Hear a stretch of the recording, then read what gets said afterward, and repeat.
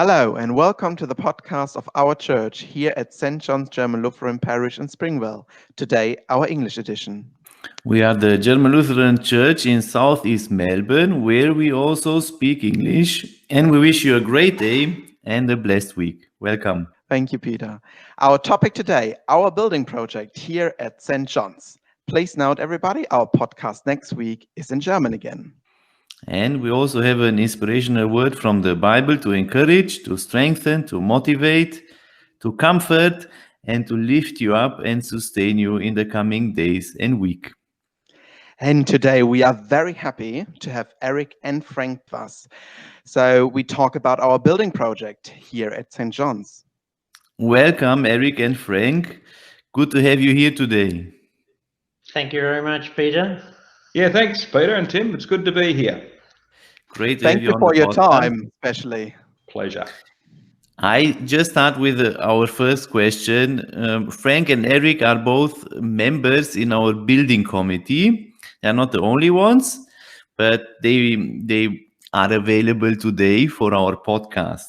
And our first question, tell our listeners us a little bit something about our building project. Just a general information for those of us who either forgot our building project or haven't heard of it. Yes, well, our building project, this sort of goes back a long way, really. The impulse to start the project goes back to the strategic plan, which was started in late 2013, which had a component regarding church buildings and the need to make sure future renovations fell into some larger plan, so the projects weren't done in an ad hoc fashion. So with the arrival of yourself, Peter, in late 2015, the idea of a master plan was born, which was approved in September 2017.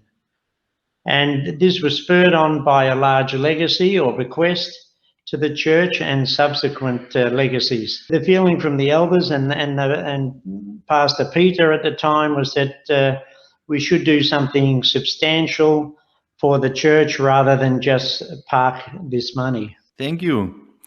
From there, we had a long planning time, but not just from our part, but our experience last year, just waiting for the permits and approvals from the city council was a process that took quite a while. But since the end of last year, started the beginning of this year, the project really took shape or off because we entered a new planning phase. And during this first month, we moved quite a little bit forward. Yes, look, I came to the church in 2018 and I was actually thinking we are already finished in 2020 and now I hear 2013. Gosh, that's a long time. So Eric, what is the actual timeline at the moment and how does it look like? That's a very good question, Tim. Thank you. I'll pick up from where Frank left off. So in 2018, the congregation made the decision to build stage one, and that's effectively when the project really kicked off. We've seen three major changes to that start time from 2018, and here's the money statement. We're expecting to finish in November this year. So start in November 2018 and finish in November this year. So three major changes. The first was as Peter mentioned, the delay to obtain our planning permit. That's a 7-month delay in 2019. That came through in November 2019. The next was the first lockdown, and we'll call that 1.0. I like Peter's try again 2.0 on last Sunday. Very good. In place of the meetings at our church with our architects and consultants, consultant engineers and electrical engineers, etc., these needed to be online. So we Zoomed and Googled and FaceTimed and WhatsApped and talked a lot on the mobile when we couldn't do face-to-face. They took longer to get the best results and also needed much more effort and patience. Luckily, when the restrictions eased, more of that could be done in person, but with lots of sanitisers and big spaces between us. We're now back online, and both Frank and I are expecting more delays. So So what that means is we need to be more inventive and stay flexible. And the reason for that is so that we can start as soon as practical and cost effective. So the short answer is November this year is not achievable. Hopefully by November next year it will be achievable. We need to keep working on all of the things that we have to do in the detailed design and to get to a building permit, which is the next major permission, and then call for a tender and get a builder and then actually start building. Yeah, that sounds good. Start building. Can't wait for that. Well, what would be in that timeline, Frank? So start building. When does the actual work start, or when we hope or plan for? Well, yeah, continuing on from what Eric has just said, yes, the start time has shifted sort of several times in the last year, I suppose. Yes, our initial hope was to start this year, and then we were hoping to start possibly at the end of this year, but then every time do all sorts of delays now with COVID. And also what I found challenging is also dealing with the elders as a group to bring things across, and also getting the wider congregation behind the project, and also getting feedback there. So that's quite a challenge in this type of project. So at this point, we are hopeful that we could start in February 2021. Which is right around the corner, and looking forward to it. Until then, there are quite a lot of steps, and we should mention them, especially as a lot of the work for us as a congregation lies in the months ahead, where we plan together, where we exchange ideas and get feedback. That's an important time, and we plan to have some information sessions in July and August, although this would be again not possible because of the lockdown 2.0, and now we have to reschedule timeline in this regard. But definitely looking forward to this time of exchange, because that's the exciting part, the exciting time when you really see the outcome more or less in its final details, and you can get excited and curious about it. Do we have already an idea? Are we doing that online now or meet? Short answer is no, we haven't got any detail yet, but we do intend and want to and need to do it. So the best would be some form of face-to-face. Second best will be online if we can't do face-to-face. So the need and the desire to do it is there. We just need to figure out what's the best at the time and with the restrictions that we have. Okay. And probably some people asking now, oh, so February 21, that means we can have our beautiful Christmas bazaar this year in full bloom. Maybe Eric or Frank has an answer to that, but also, don't forget, we are still in a pandemic, and we don't know yet how that will look like. Yeah, that's the right answer, Tim. There is no clarity on what public gatherings will look like either now. Well, we know what they look like now, but what they will look like in November. It's quite conceivable that there won't be gatherings of more than 20 or 50 at that time, depending on what outbreaks there are in what communities. As we're seeing now in the northern suburbs, it's complete lockdown in those areas. So we just need to be flexible and practical about what we can do. Absolutely right. Back to the building project, Eric. I think it's very interesting. What type of materials are we plan to use, and how easy it is actually, when you have so many hats sitting around and one person probably wants to use usable materials, some other person wants to have completely new products. How does it look like? That's another very good question, Tim. Thank you. Our debating skills have developed. I can definitely say that. We're getting good at talking, so that's a good thing. Our design brief to the architects, Fred, Henry and Ruben at Studio B, was to produce a naturally lit and inviting connection between our church hall a church and the hall, and to incorporate the necessary bathroom facilities. Also a bigger, more capable kitchen with a permanent servery for after church fellowship, and large windows opening onto a playground. So I'm painting a word picture of the connection. A high angled ceiling with natural wooden beams, large double glazed highlight windows to allow natural ventilation and fresh air exchange. So with that concept, we also included or added a comprehensive environmentally sustainable design plan. So with some of our consultants, focusing on zero energy, health and well-being, the material supply chain, sustainable water and zero waste.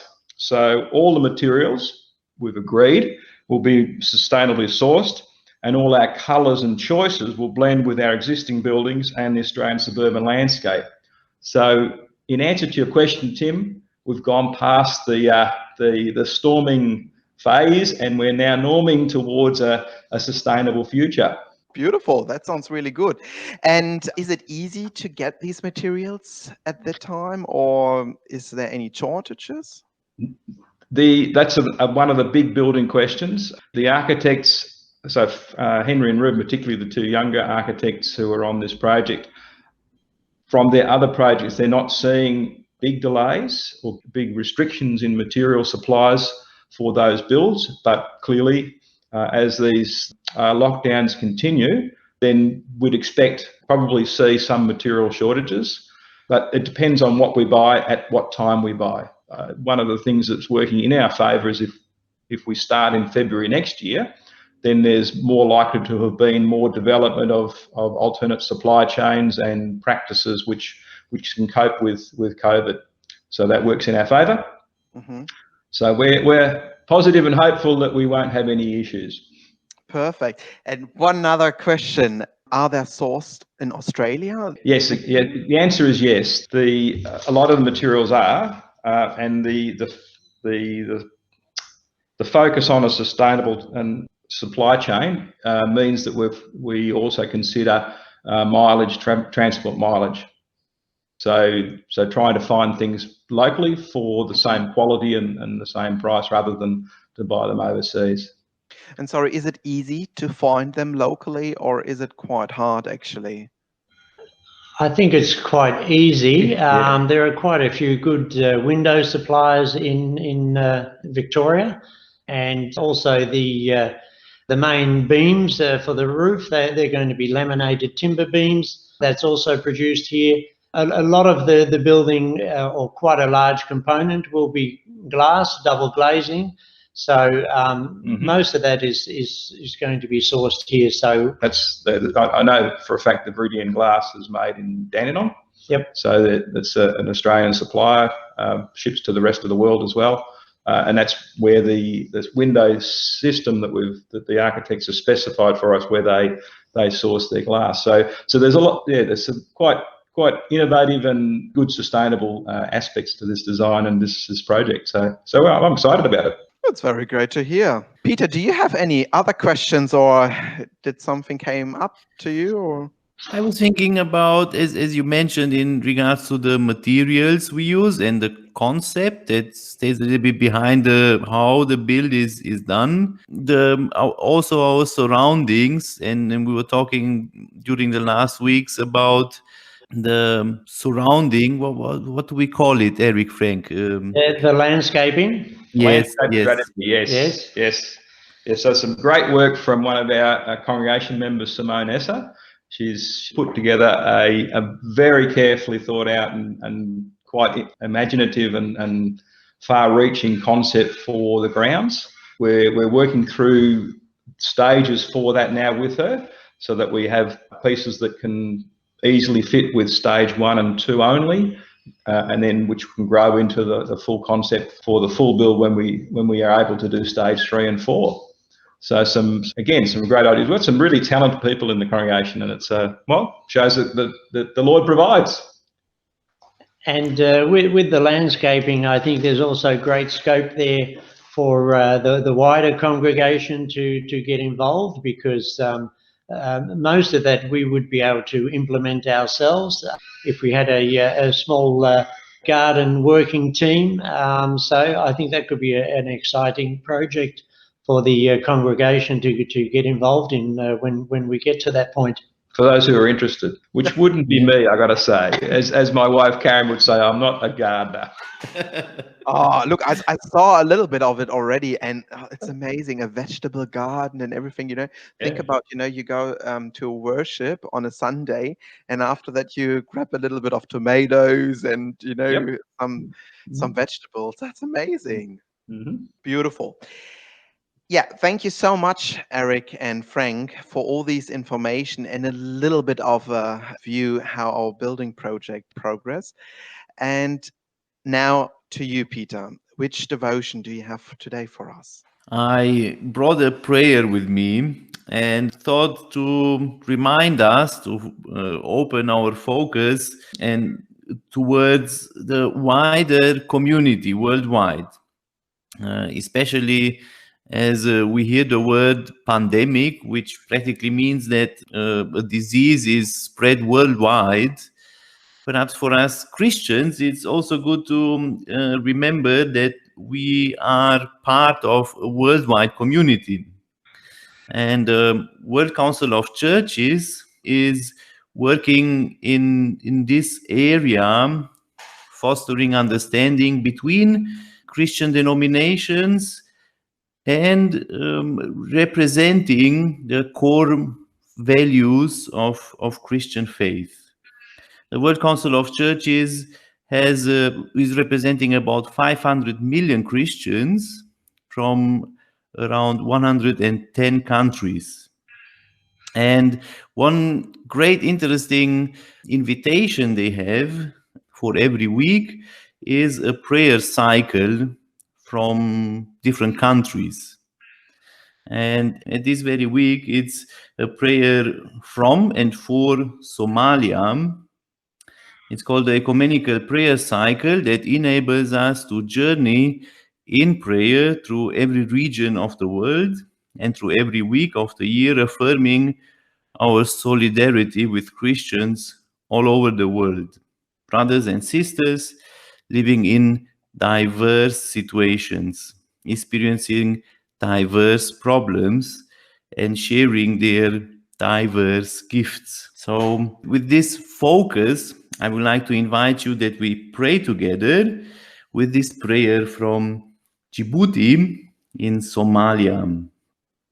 A prayer invites us to pray for and be thankful for protection of natural resources and coastal land, an end of hunger, violence, crime, and conflict, effective reconciliation and peace building.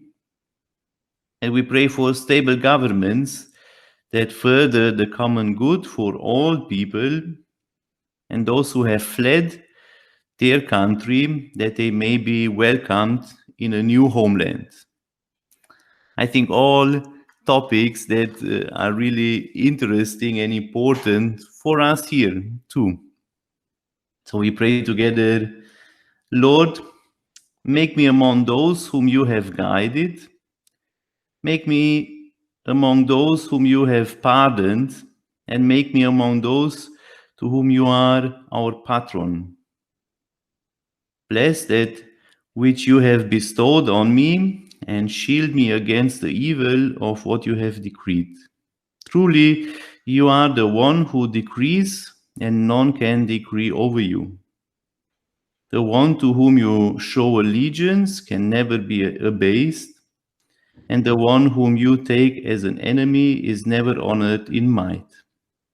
You are the blessed and the exalted. Amen. Amen.